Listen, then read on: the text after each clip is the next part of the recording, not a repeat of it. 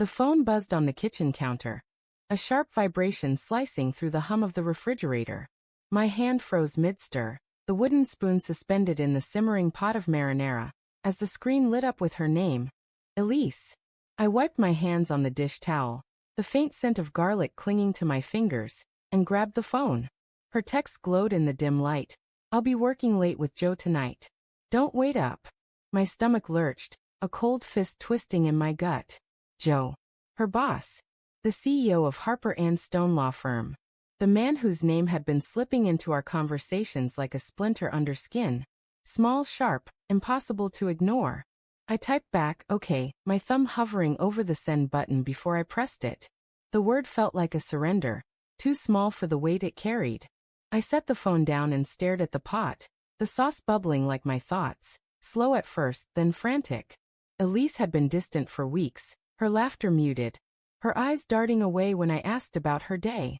I'd chalked it up to the firm's big case, the one she said was all-consuming. But now, with her text burning in my mind, doubt crept in like fog, thick and suffocating. The apartment felt too quiet without her. The tick of the wall clock was a metronome to my unease, each second stretching into eternity. I turned off the stove, the sauce abandoned, and sank into the couch. My fingers traced the worn leather, where we'd sat just last weekend. Her legs draped over mine as we watched some forgettable movie. She'd smelled of lavender then, her hair brushing my cheek. Now the memory felt like a lie, a scene from someone else's life. I tried to rationalize it. Elise was ambitious, always had been. Late nights at the firm weren't new. Joe was her mentor, the one who'd fast-tracked her to junior partner.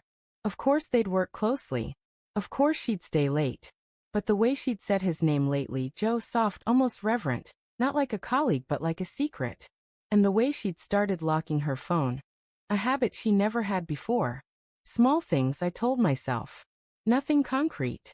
But they piled up like pebbles in a jar, each one clinking against the last until the weight was undeniable. I grabbed my phone again, scrolling through our texts. The last few weeks were a graveyard of one-word replies. Busy. Tired. Later. No emojis, no warmth. I opened her contact photo, a candid shot from our trip to Maine last summer. Her smile was wide, her eyes crinkling against the sun. The ocean behind her a endless blue. I'd proposed that day, down on one knee in the sand, and she'd cried before saying yes. Now, staring at her face, I wondered if that woman still existed. The clock read 9:17 p.m. Too early to worry, too late to ignore. I poured a glass of whiskey, the amber liquid catching the light from the pendant lamp. The first sip burned, grounding me, but it didn't quiet the questions. Why didn't she say we're working late? Why just Joe? My mind conjured images I didn't want. Her laugh in his office, his hand brushing hers over a stack of case files. A glance held too long. I shook my head, trying to dislodge the thoughts, but they clung like damp clothes. I called her. It rang once, twice, then voicemail. Her voice bright and professional. "This is Elise Harper, please leave a message." Felt like a stranger's. I hung up without speaking, my throat tight. I texted instead. "Everything okay?" No reply. The silence was louder than any answer. By 10:30, I was pacing. The apartment, once our sanctuary, felt like a cage. Her coat wasn't on the rack. She'd forgotten it this morning, rushing out with a distracted kiss. I opened her laptop on the coffee table, the screen waking to a password prompt. I didn't know it. When had she changed it? We used to share everything. Passwords, dreams, fears. Now I was locked out in more ways than one. I sank back onto the couch, my hands trembling. The whiskey was gone, the glass sweating on the table. I thought of calling her again, but pride, or fear, stopped me. Instead, I opened my laptop and searched Harper & Stone Law Firm. The website loaded, sleek and polished, with Joe's face front and center. Joseph R. Caldwell, CEO. His smile was confident, his eyes sharp, like a predator who knew he'd already won. I clicked through photos. Firm events, charity galas, Elise in the background of one, her arm brushing his. My chest tightened. Was I imagining it? The way her body leaned toward him. The way his hand rested on her shoulder? At 11:15, headlights flashed through the window. I stood, heart pounding, and peered through the blinds. Her car pulled into the lot, but she didn't get out right away. I watched her silhouette, head bowed, as if she were texting, or crying, or both. When she finally stepped out, her heels clicked on the pavement, a sound I'd always loved but now felt like a countdown. The door opened and there she was, hair slightly mussed, lipstick faded, her blouse wrinkled in a way it hadn't been this morning. "Hey," she said, her voice soft, almost guilty. She dropped her bag by the door and kicked off her shoes, avoiding my eyes. "Long night?" I asked, my tone sharper than I meant. She flinched, just slightly, but enough to notice. "Yeah," she said, crossing to the fridge. "The case is a nightmare. Joe's been riding us hard." There it was again, Joe. The name landed like a stone in still water, ripples spreading through me. "You didn't answer my text," I said, leaning against the counter, my arms crossed to hide the shake in my hands. She poured a glass of water, her back to me. "Sorry. Got caught up. You know how it is." Her voice was too casual, like she was reading from a script. "Do I?" The words slipped out, low and edged with something I couldn't name. Anger, hurt, desperation. She turned, her eyes meeting mine for the first time. They were tired, but there was something else there, something guarded. "What's that supposed to mean?" she asked, setting the glass down too hard. The clink echoed in the quiet.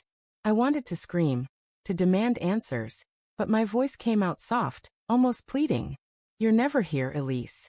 And when you are, you're somewhere else. With him."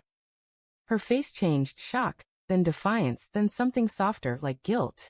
"You're being ridiculous," she said, but her voice cracked. "Joe's my boss. We're working on a case. That's it." "Then why don't I believe you?" I stepped closer, close enough to smell her perfume, now mixed with something unfamiliar. Cologne maybe, or just the scent of a lie.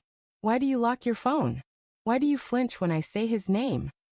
She laughed, but it was brittle, like glass about to shatter. "You're paranoid, Matt. You think I'm cheating because I'm working late? Because I'm good at my job. I think you're hiding something," I said, my voice rising despite myself. "I think you've been hiding it for weeks." She stared at me, her lips parting as if to argue, but no words came. The silence was a confession, louder than any denial. My heart pounded, each beat a hammer against my ribs. I wanted her to fight back, to prove me wrong, but she just stood there, her eyes glistening. "Elise," I said, my voice breaking. "Tell me I'm wrong." She looked away, her hands twisting together. She started, then stopped. The air between us thickened, heavy with what she wouldn't say. And then her phone buzzed on the counter. We both looked at it, the screen lighting up with a single word. "Joe." My world tilted, the edges blurring. She reached for the phone, but I was faster, snatching it before she could. The text was still there, glowing like a wound. Tonight was incredible. Same time tomorrow? The room spun. I looked at her, waiting for an explanation, a denial, anything. But her face crumpled, tears spilling over, and I knew. The truth was a blade, sharp and final, cutting through every hope I'd clung to. "I didn't mean for it to happen," she whispered, her voice barely audible. "It just did." I set the phone down, my hands numb. The apartment, our home, felt like a stranger's house. I wanted to yell, to break something, but all I could do was stare at the woman I'd loved, the woman I'd trusted, now a stranger wearing her face. "Get out," I said, the words tasting like ash. She sobbed, reaching for me, but I stepped back, the space between us a chasm too wide to cross. The door closed behind her, the sound final, like the end of a song. I sank to the floor, the cold tile biting into my knees, and let the silence swallow me whole.